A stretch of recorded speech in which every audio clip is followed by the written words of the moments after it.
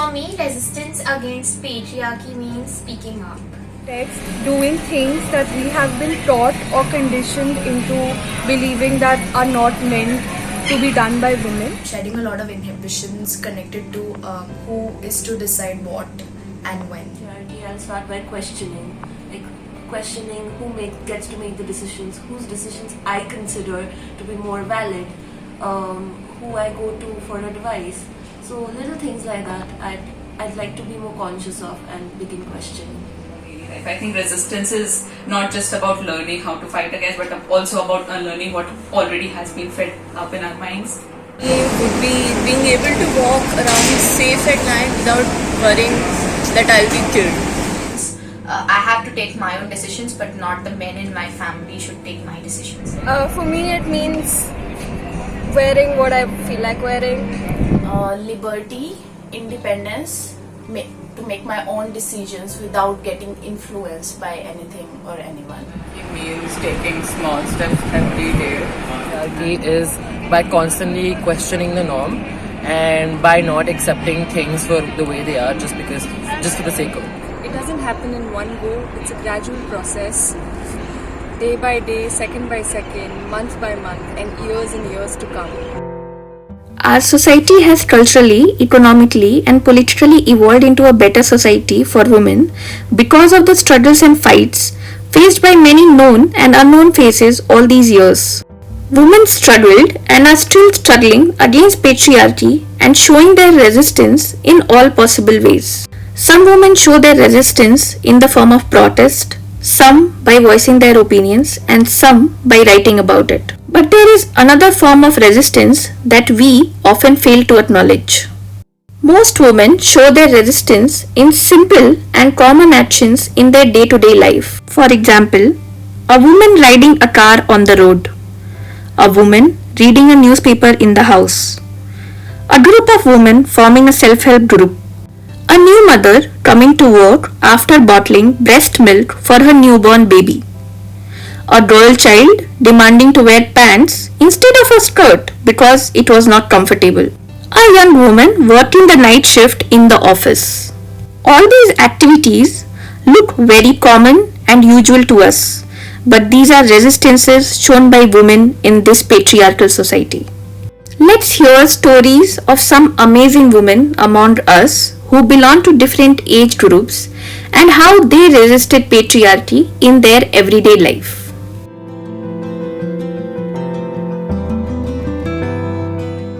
In our family, women who are menstruating are required to sit separately and not touch anything, not go into the kitchen or the puja room, etc. And this was being followed for a really long time. My paternal grandmother used to live with us, and till she was around, we used to follow that very strictly. When she passed, we started challenging all of these notions, me and my sister. We did try to have a conversation with our mom about why we were following all of these practices. Not that parents are easily convincible, or they're not always able to see our viewpoint easily, but I think slowly they started to realize that we can't be forced to follow all of these practices because they were seriously limiting. Once we reached that place that we wanted to, which is that now we can do anything and at best we'll receive a scorn and it wouldn't be a full-blown out fight, I think it's definitely benefited us a lot because when you're on periods you are in a lot of pain as it is without having to limit the things that you do and be careful of where you're going and what you're touching.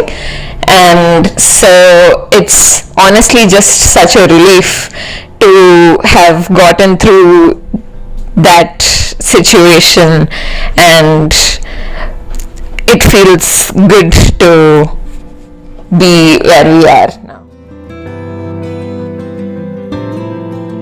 but I think I was in grade 10, I think so, when I told my parents that I would like to go out for studying ahead. I wanted to do hotel management. I had decided that I wanted to do hotel management. My father was not ready for it. He did not want me to go outside of the house. Wanted me to study that in campus, but there was no scope of hotel management. There's no proper hotel management institute in campus. So we'd be like, you can go study in Lucknow, but that was also a very less percentage of, who was not convinced. It was just a very alternative option given to me at the very, very end of the discussion. I guess after 1.5 years of battling with this, but he was not ready to send me outside. I'd say I had to make both my parents trust me more.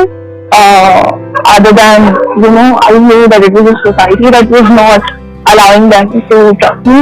It was more like the girl will go outside, we won't have enough control on her, the kind of life she'd live, and it was mostly my father, but it was sometimes my mother as well. But she was definitely there with me in the entire time. She was the only support I had in my entire house. I'm a single child, by the way, so it was just me and my mother against, while I was battling with this. So even my Masi and my sisters, so all three of them were also very helpful to me during this entire time, that we will help you get through this, you will go outside and study. So during this time I had to study harder than usual. I had to get better grades to show them that yes, I'm worth it, I deserve this. If I go outside, I won't let you down. I felt helpless. I was like, there's no one on my team. I have to do this alone. I have to prove myself. Otherwise, it's now or never. When I got through this and he was convinced that yes, I'll let you go outside, I felt like that this was something so basic that I shouldn't, have to fight for this. But I deserved it, so I went ahead with it. When I went outside, I was really, the feeling of a victory sort of, that yes, I did it, I'm outside now, I'm living on my own, I'm living my own life. I know how to, manage my own finances, how to go about, how to deal with people, the world.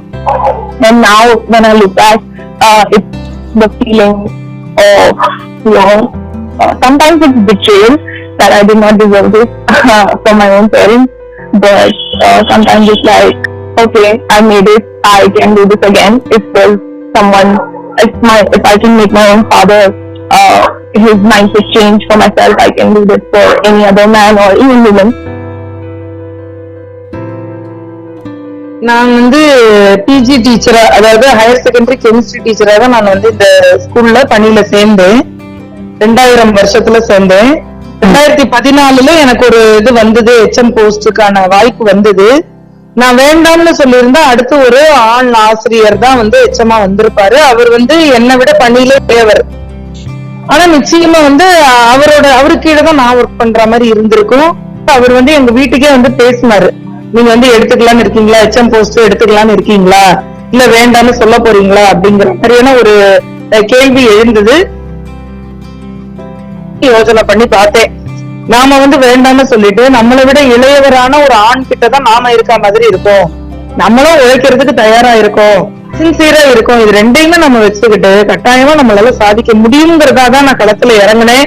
இனியும் சாதிக்க முடியுங்கிறத நம்புறேன், சாதிப்பேன். ஆணாதிக்கம் எல்லா இடத்துலயுமே இருக்கு, சொசைட்டிலயும் இருக்கு, வீட்லயும் இருக்கு, இல்லைன்னு சொல்ல முடியாது. ஆனா நம்மளுடைய பங்களிப்பை எப்படி கொடுக்கறோங்கிறதையும் பொறுத்து, நம்மளுடைய சின்சியரிட்டியும் ஹார்ட் ஒர்க்கையும் கட்டாயமா கொடுக்கும் போது நம்ம அந்த சேலஞ்சை ஃபேஸ் பண்ண முடியும். சரி, என்னை பொறுத்த வரைக்கும் பெருசா குரல் கொடுத்துதான் நம்ம நம்மளோட காமிக்கணும்ன்றதே அவசியம் இல்லை. ஆக்ஷன் ஸ்பீக்ஸ் லவுடர் தென் வேர்ட்ஸ். இதை நான் நம்புறேன்.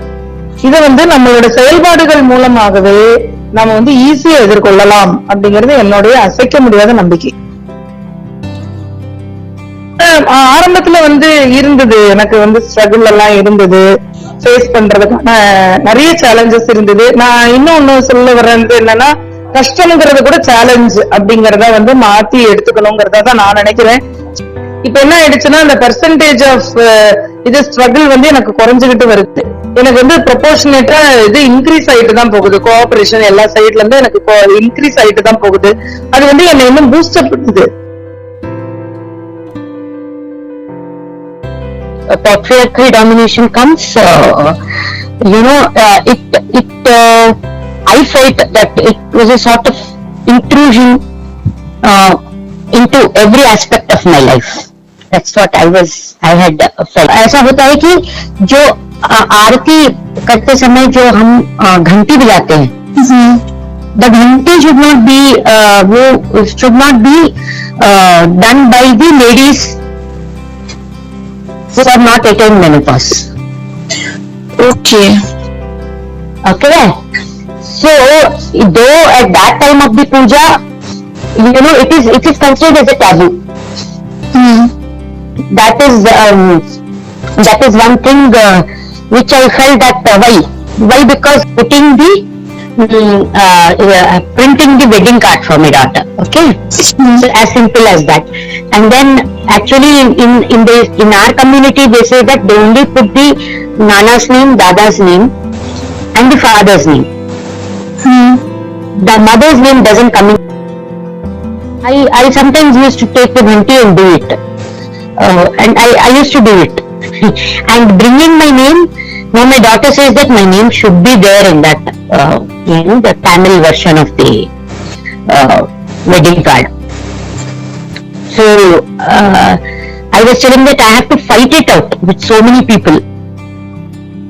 You take your own independent decisions, and you should not be saying that पापा को अच्छा नहीं लगता है or somebody को अच्छा नहीं लगता है. That should not be the thing. It's your life. So it's your life. So why that domination is what I feel. I am still fighting, but in certain cases now, cases where I'm not too much involved, I'm just accepting and going, because there is no use unless there is a wider awareness in the society itself. Every woman that we meet in our day-to-day life has resisted patriarchy in one way or the other, and there is always a lot to learn from them. So let's learn, support, and grow together.